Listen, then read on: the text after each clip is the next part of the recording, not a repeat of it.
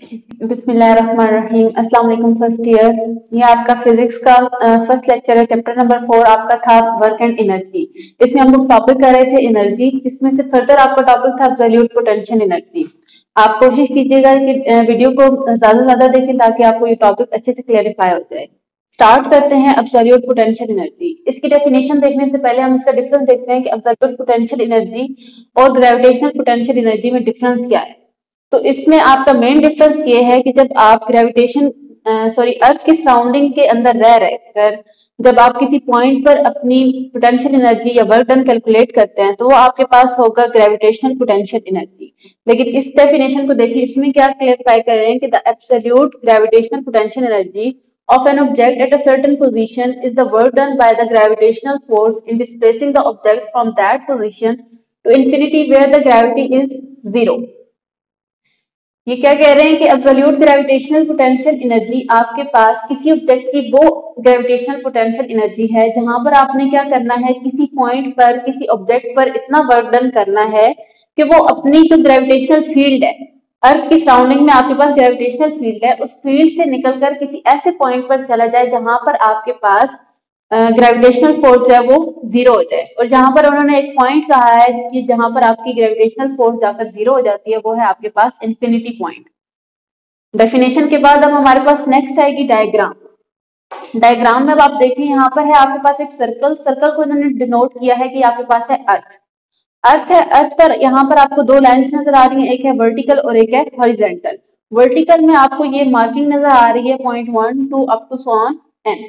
ये आपके पास है डिफरेंट इंटरवल्स। ये आपके पास फर्स्ट ऑब्जेक्ट आप यहाँ से लेंगे, नेक्स्ट वो यहाँ से मूवमेंट होगी उसकी स्टार्ट, और यहाँ पर एन नंबर तक जाकर उसकी स्टॉप हो जाएगी। नेक्स्ट अब आप देखें, अर्थ के सेंटर से जब हम किसी भी यानी कि सर्कल के सेंटर से किसी पॉइंट तक अगर हम डिस्टेंस ले तो उसे हम बोलते हैं कि वो रेडियस है।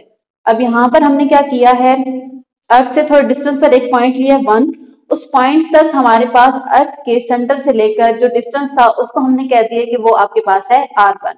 फर्दर जब आप चलेंगे तो 2 पॉइंट है आपके पास, तो 2 के लिए सिमिलरली आपके पास ये आ गया आपके पास r2। अब यहाँ पर पॉइंट 1 पर आपके पास ऑब्जेक्ट था तो उसे मूव करवाया आपने 1 से 2 की तरफ, तो ये जो गैप था इस गैप को आपने कवर अप किया कि आपके पास है डेल r। इस तरह से जब आप लास्ट पॉइंट तक जाएंगे तो वो आपके पास होगा rn। डायग्राम के बाद अब हम देखते हैं मैथमेटिकल स्टेप्स। मैथमेटिकल स्टेप में अब इन्होंने कहा है कि r2 is equal to r1 plus del r।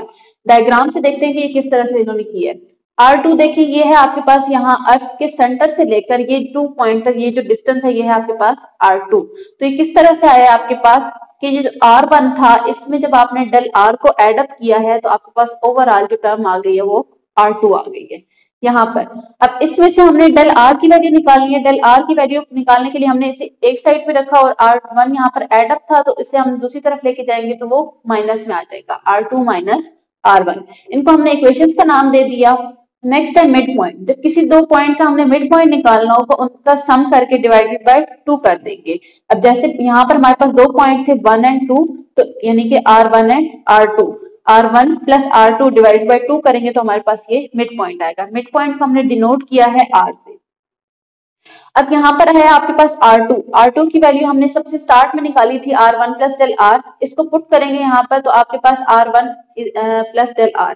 इसको जब पुट करेंगे यहाँ पर दोनों सेम है r1 प्लस r1, तो ये दोनों एड अप होके आपके पास आ जाएंगे 2r1 plus del r divided by 2। यहाँ पर आपके पास डिनोमिनेटर में 2 था तो उस आपने क्या किया, एलसीएम को सेपरेट कर लिया, 2r1 divided by 2 plus del r divided by 2। यहाँ पर नॉमिनेटर डिनोमिनेटर में सेम था 2 इसीलिए कैंसिल हो गया, r1 plus del r divided by 2। ये आपके पास आ गई r की वैल्यू। r स्क्वायर, अब आपने क्या किया, दोनों तरफ स्क्वायर अप्लाई कर दिया है। r square is equal to r1 plus del r divided by 2 का होल स्क्वायर। जब आपने होल स्क्वायर अप्लाई किया तो यहाँ पर आपका मैथमेटिकल फार्मूला क्लोज हो रहा है a प्लस बी का होल स्क्वायर। यहाँ पर अब उसके अकॉर्डिंग फार्मूला जब आप ओपन करेंगे तो वो आपके पास फार्मूला है a square plus b square plus 2ab। यहाँ पर आएगा r1 स्क्वायर प्लस यानी कि a square plus b square, b आपके पास था डेल r डिवाइडेड बाय 2, इसका स्क्वायर लेंगे del r square divided by 4 plus according to formula यहाँ पर आपका 2 यूज होना है, वो यूज होगा। नेक्स्ट a b की वैल्यू पुट करेंगे।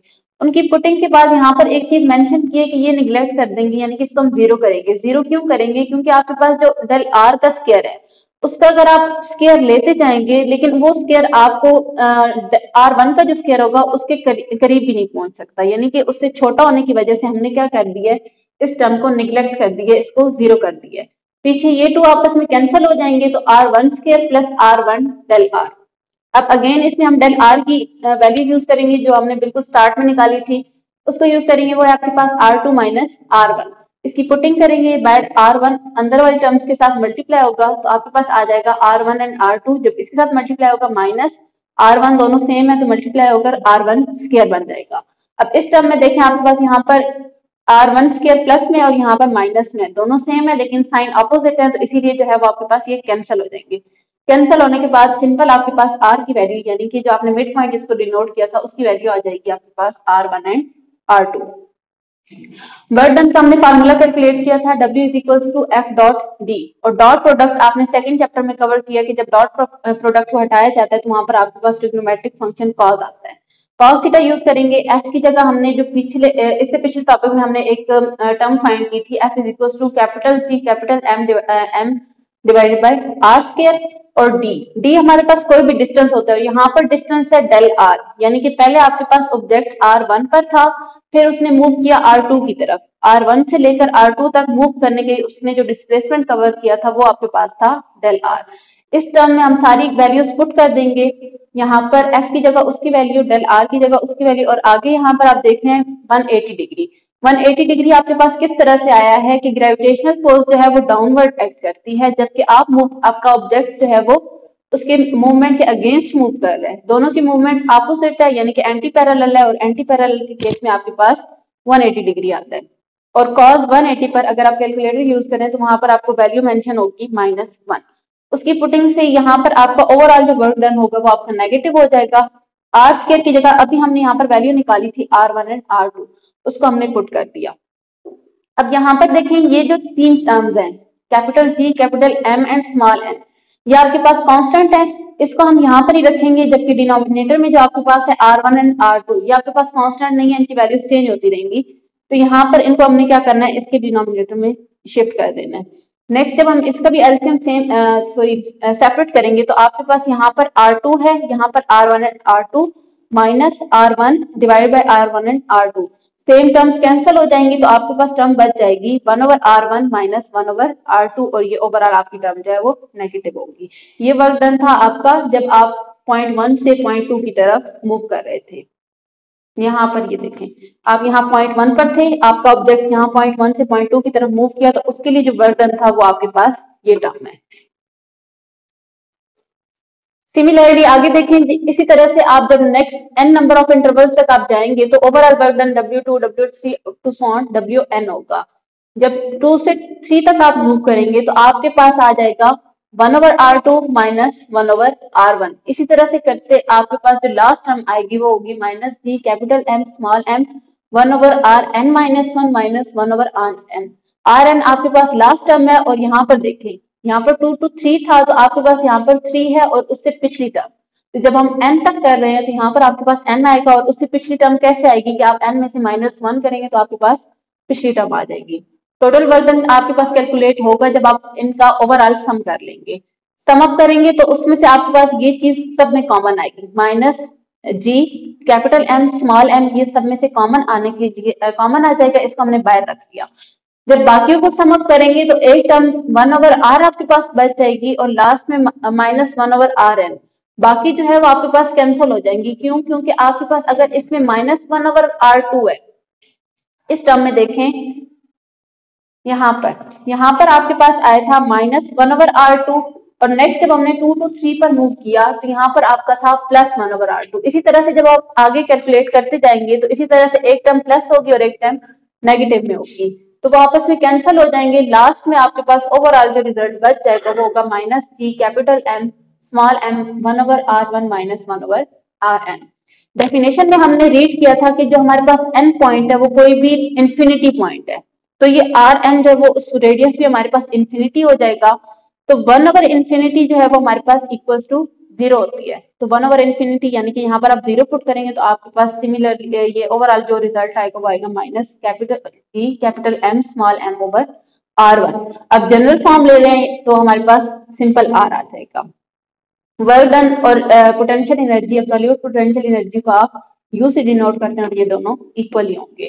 कंक्लूजन क्या है, इसमें 3 पॉइंट्स हैं। सबसे पहला है आपके पास कि वो आपके पास नेगेटिव है। नेगेटिव क्यों है कि आपका जो ऑब्जेक्ट है वो क्या कर रहा है, ग्रेविटेशनल फोर्स से निकलने की ग्रेविटेशनल फील्ड से निकलने की कोशिश कर रहा है। तो उसको निकालने के लिए आपको कुछ ना कुछ जो है वो फोर्स अप्लाई करनी पड़ रही है। वो फोर्स अप्लाई करने की वजह से क्या है, आपको वो आपका पॉइंट जो है उससे बाहर निकल रहा है और उससे अपोजिट डायरेक्शन होने की वजह से वो नेगेटिव हो रहा है।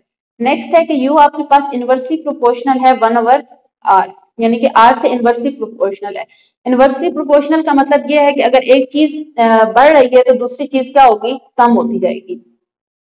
यानी कि आपकी जो पोटेंशियल एनर्जी है वो लेस नेगेटिव होती जाएगी जैसे जैसे आपका पॉइंट या आपका ऑब्जेक्ट जो है वो अर्थ से दूर होता जाएगा। लास्ट में आपके पास है कि minus capital G capital M small m over capital R। Capital R हम किस केस में लेंगे, जब आपके पास ऑब्जेक्ट जो है वो हम अर्थ की सरफेस से लेंगे। अभी जो हमने ऑब्जेक्ट लिया था उसका अर्थ से कुछ ना कुछ डिस्टेंस था, लेकिन अगर आप पहला ऑब्जेक्ट जो है वो अर्थ की सरफेस से ही लेते हैं तो उस केस में आपने जो है वो कैपिटल R लेना है। ये था आपका आज का टॉपिक जो कि हमने एब्सोल्यूट ग्रेविटेशनल पोटेंशियल एनर्जी किया है। इसमें अब आपको स्क्रीन पर सारा मेंशन हो रहा होगा। ओवरऑल आपको यानी कि डेफिनेशन पहले करनी है, फिर डायग्राम को बाइंड अप करना है, लास्ट में आपके पास मैथमेटिकल स्टेप है। मैथमेटिकल स्टेप के बाद आपने लास्ट में कंक्लूजन मस्ट देना है, क्योंकि कंक्लूजन जो है आपके उस टॉपिक का निचोड़ होता है। जब आप ये कर लेंगे, इसकी घर में ज्यादा से ज्यादा प्रैक्टिस करें ताकि आपको अच्छे से आ जाए।